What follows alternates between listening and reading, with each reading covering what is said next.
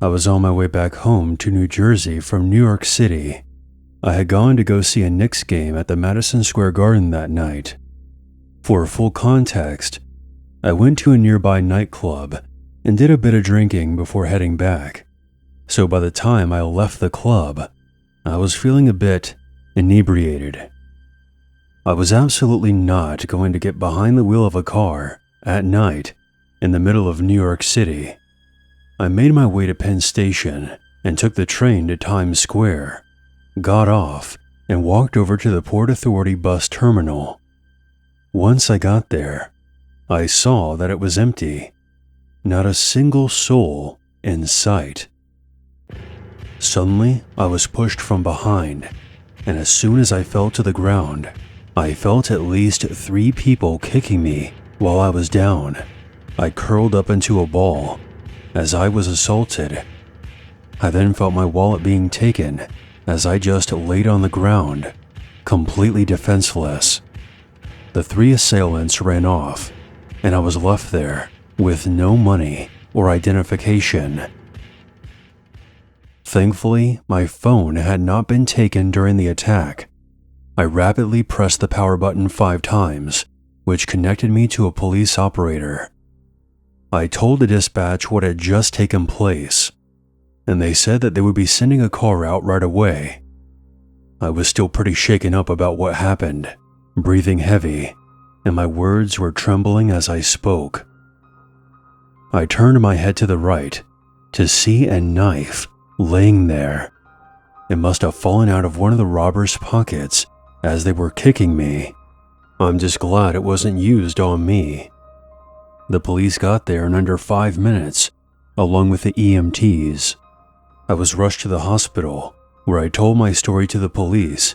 After being treated, I was released the next day. I'm still pretty upset that I lost $300 in cash, along with all my credit cards and driver's license, but my life is more valuable than any of that stuff. I'm still in communication with the investigators assigned to my case. No arrests have been made yet, and I'm not sure if they'll ever be able to track them down. If the police do end up catching them, I'll be 100% pressing charges. This story has become all too familiar within our society, especially in New York City. As a victim who was traumatized and beaten, we should never accept this as normal. People should be allowed to walk down the streets or ride the subway and not have to worry about being attacked or harassed. I hope that by sharing my experience, it'll help others be more aware if they ever plan on visiting the big cities, because this problem is nationwide.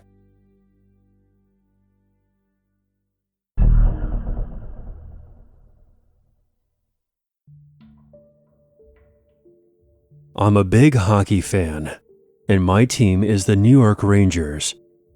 One night I went to go see them play in the Big Apple at the Madison Square Garden. I tried to get some friends to join me, but everyone I knew is either not into hockey or is an Islanders fan. Blech. So I ended up going by myself. Overall, I had a great time. When you're drinking an overpriced beer while surrounded by other Ranger fans, there's always someone to talk to. The Rangers ended up defeating the Bruins, so of course a fight broke out toward the end of the game, which I found entertaining. For those of you who are not into hockey, the chances of physical fights happening during the game is always higher when the Boston Bruins are on the ice. When the game concluded, I exited the arena with the big crowd. I eventually separated and went my own way. Now, I never park at any of the parking lots around the stadium, because I don't want to be stuck there for 3 hours after the game. I'd rather walk the 6 or 7 blocks to another garage. Plus, it gives me a chance to burn off some of the calories from the many beers I drink during the game. 10 minutes later, I finally reached the parking lot where my car was. It was eerily quiet. As I was approaching my car, I felt a towel being wrapped around my head, and the next thing I know, I was being thrown to the ground and felt several kicks to the side of my chest. I can't remember how long this lasted, but when they finally stopped beating on me, I was too weak to move or say anything. I was pretty sure they had broken my ribs. I then felt my phone, wallet, and car keys being taken out of my pockets. I then heard several men speaking to each other in Spanish. They probably thought they had knocked me out, because there were several kicks to my head as well. But I was just laying there, waiting for them to leave. When I could no longer hear them, I got up from the ground. I kept grunting and groaning because I was in a lot of pain. It took me about a full minute to stand up. I then took a step and immediately vomited. I looked down and could see a pool of my own blood. I managed to gather my wits and walked 50 feet to a payphone and dialed 911. 2 NYPD officers arrived a short time later. They immediately radioed for an ambulance once they saw the shape I was in. I had to be taken to the hospital, where I was treated for 2 fractured ribs. While I was doped up on morphine, I got the news that my car had never left the garage and was towed to an impound lot. Which was good news, I guess, but those bastards still charge you to get your car out. But at the very least, it wasn't set on fire. I was released from the hospital a few days later and returned home. I had to cancel all my credit cards, get a new license, and had to pay to get my car out of the impound. I'm still pissed off that I was jumped, but the most important thing at the end of the day was that I made it out alive. Welcome to New York City. And one last thing, go Rangers.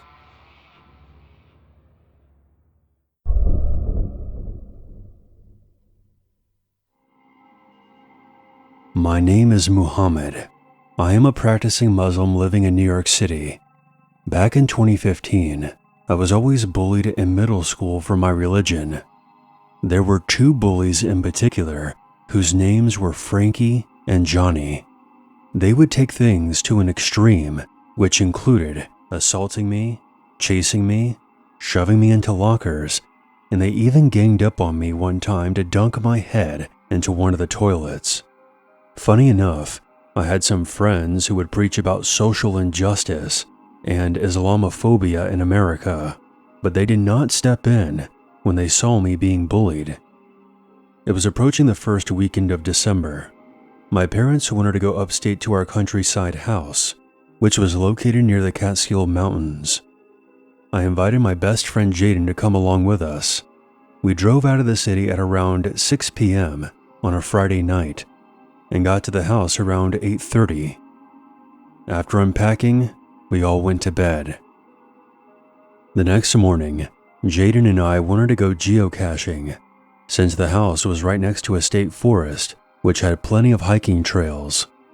If you don't know, geocaching is an outdoor activity where you use a GPS device to find hidden containers, kind of like a treasure hunt. Jaden and I have been doing this since the 1st grade. My parents gave us permission, but we were only allowed to do it for 4 hours. So, we then set off into the forest. An hour and a half passed, and we had already located 4 treasures on our hike. We were now near a waterfall, and the next box was 0.4 miles away from our current location. As we were walking and trying to locate the next geocache, we heard something moving around behind us. We turned around, and what I saw was scarier than any horror film I've watched.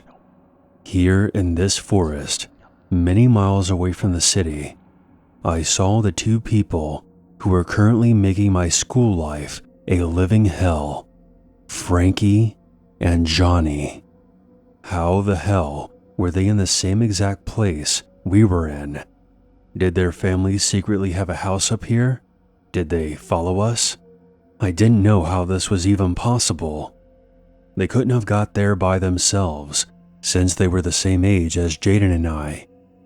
Once I saw them, I blurted out, What the heck are you two doing here? How did you guys even find us? You thought by coming out here you were safe from us? I don't fucking think so. We then saw a large knife in Frankie's hand. I didn't have time to think about how crazy this situation was.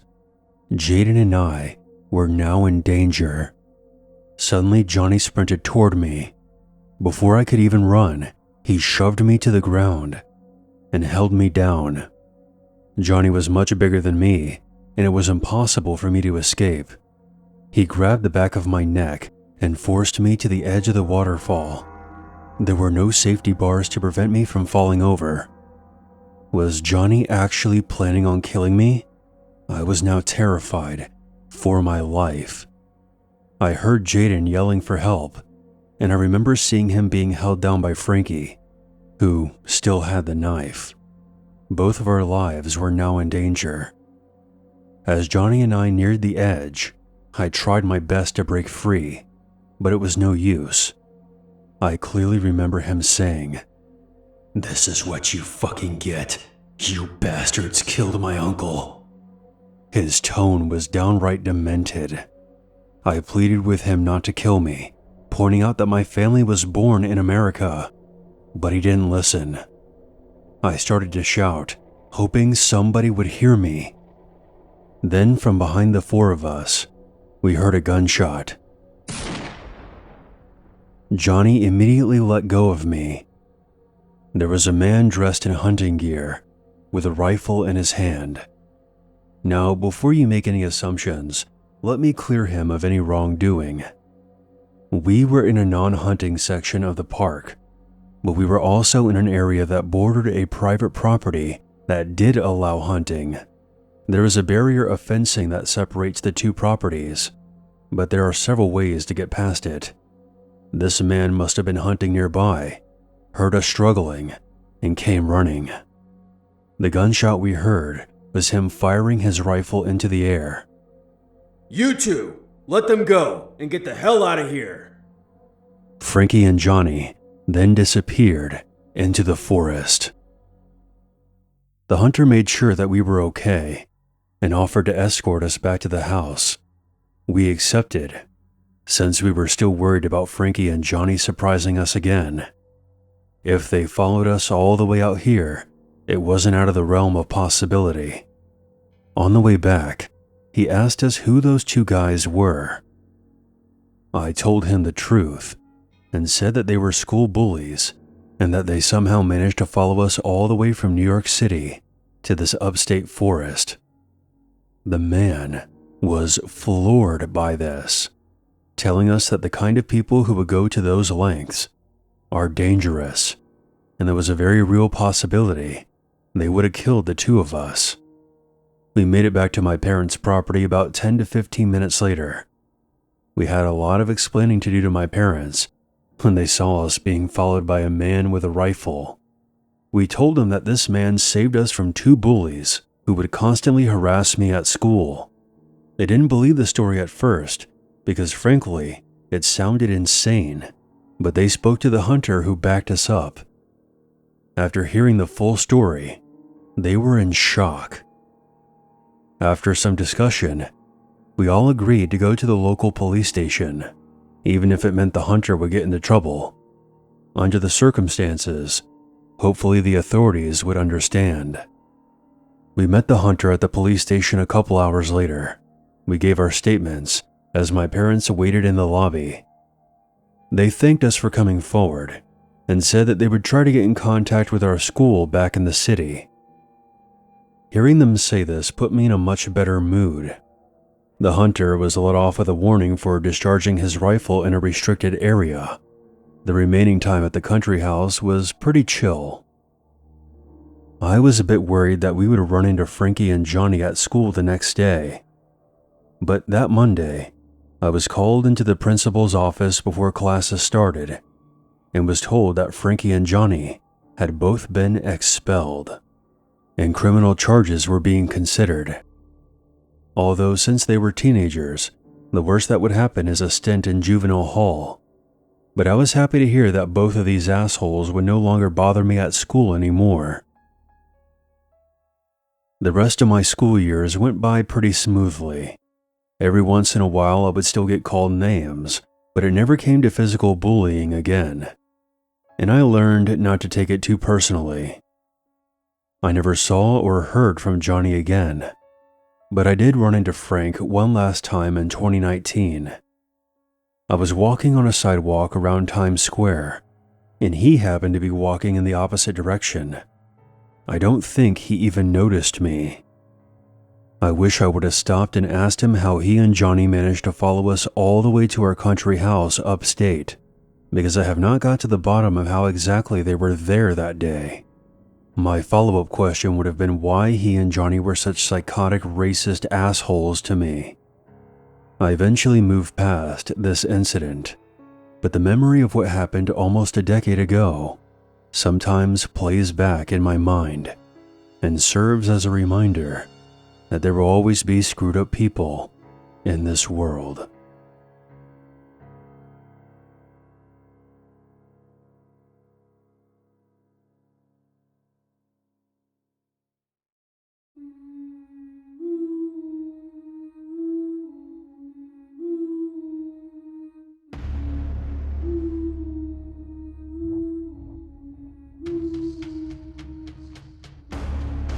I'm sure you are aware of what has happened in Chernobyl, yes? Yes. Is that why we are here? Despite what you may have heard, the situation is well in hand. We have received some reports that some citizens of Pripyat are unaccounted for. We believe some of them may be hiding outside in the forest, perhaps not too far from the outpost. Anyone who has been left alive this long in exclusion zone surely would have absorbed a lethal dose of radiation. They will have to be dealt with. Comrades, I will do what must be done. Is there something you're not telling us about this mission, comrade? Do you see these tracks? How do we not know that this is the Americans?